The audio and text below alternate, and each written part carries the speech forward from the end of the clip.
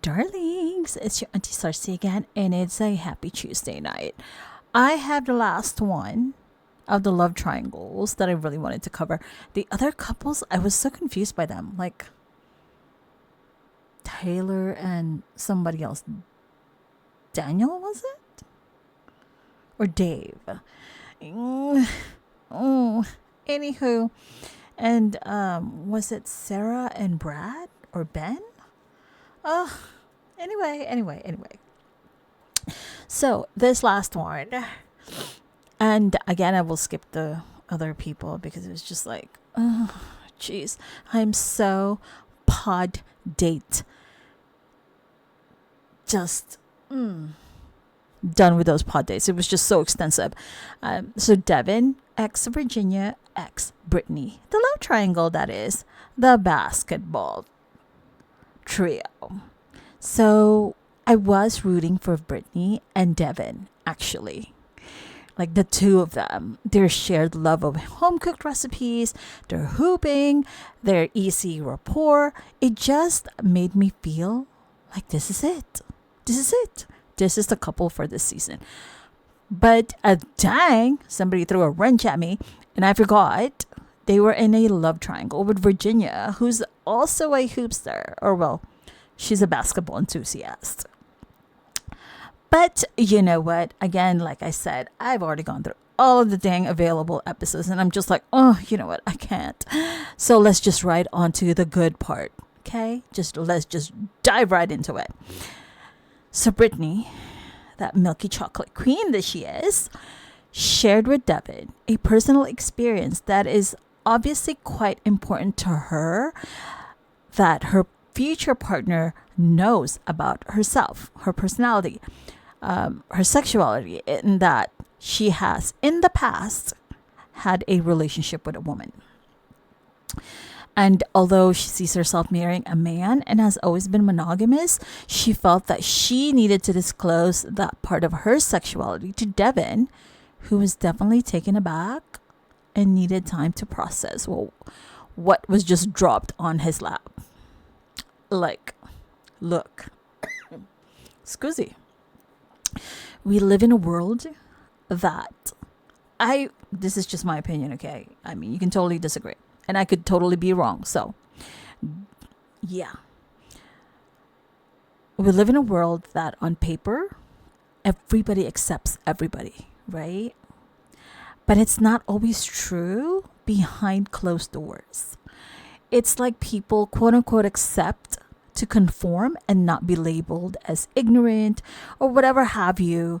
But truly in their hearts, they don't understand or support.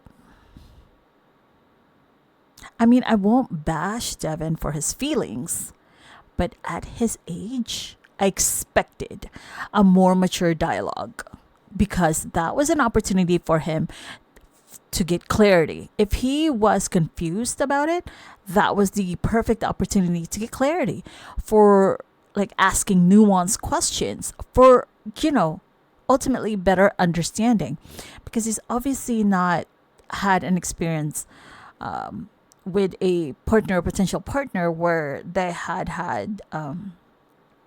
a partner with the same gender, right? Or what is this now?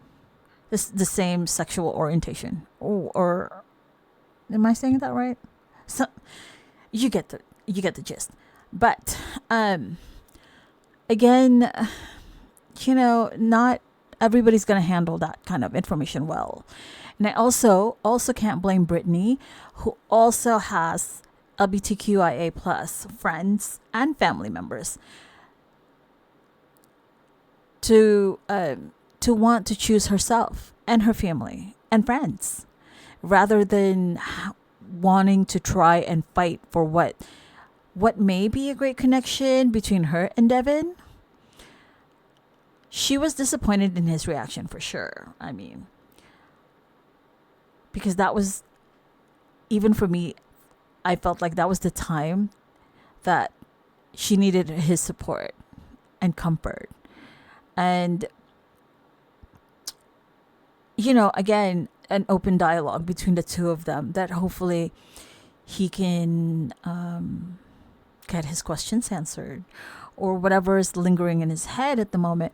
But again, he missed the opportunity. She needed him to give her to support and comfort to move forward with their relationship after the bombshell, or at least in Devin's mind, that was a bombshell. But I also can't blame her for not lowering her crown or dimming her light either.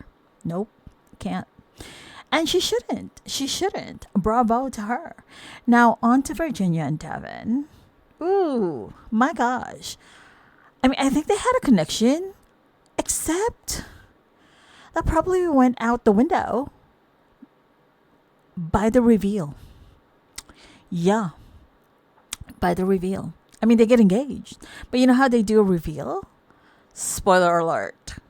Because if Virginia's face can write a dissertation, it would be on the subject of WTF did I just do? She seemed so uncomfortable, barely made eye contact with Devin, stared at the floor, at her feet, hell, at anything except Devin. It's like, girl, you're meeting your partner for the first time, you've been dating sight unseen, and all you can muster is, thank you. Thank you. Like every other sentence from Devin is, thank you. Like, what the hell? And that baby voice made it all extra cringe. I had to turn my volume all the way down. I was not sure if they were going to be playing a drinking game with all them damn thank yous. Like, my lord. I do feel like she truly was expecting somebody else, though, to like walk through the doors. And that someone else is likely somebody she had pictured in her mind. Whew. Because she was speeding away from Devin when they were walking back to their sections. Like, he was going back to the men's section, she was going back to the women's section, and she didn't even care to look back at him. Lord have mercy. Honestly, these two. Anywho, darlings. So, now this is gonna be an interesting honeymoon for them, if they didn't already break up before the honeymoon. So, darlings, because remember there was a guy who last season, right? He got engaged to someone, but they didn't go to Mexico because they ended up like just going on a vacation by themselves, but also breaking up their engagement anyway. I think it was Leo and Brittany. I think that was the name. I'm not sure. But anyway, darlings, that's all we have for this one, for these love triangles. And hopefully we have a little bit more insight on the new episodes that are dropping tomorrow, I believe. So remember, you're all kinds of fabulous. Don't you ever forget that.